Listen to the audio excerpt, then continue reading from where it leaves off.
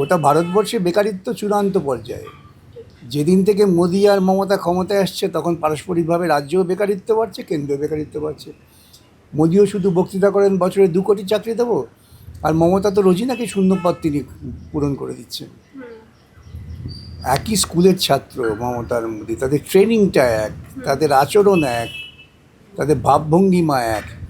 এই দুটি দল এবং এই দুটি দলের সরকার যেখানে আছে সেখানে শিক্ষা সংকোচন, বেকারিত্ব ক্রমশ বৃদ্ধি পাচ্ছে। এবং তৃণমূল কংগ্রেসের একাধিক মুখপাত্র এই বিষয়টাকে হাইলাইট করছে যে অন্য রাজ্য থেকে পরীক্ষার্থীরা আসছে, এটা কি নিজেদের ব্যর্থতাকে ঢাকার জন্য? এটা হচ্ছে চূড়ান্ত সংকীর্ণ, আমি বলবো ভারতবর্ষের ঐক্য বিরোধী কথা।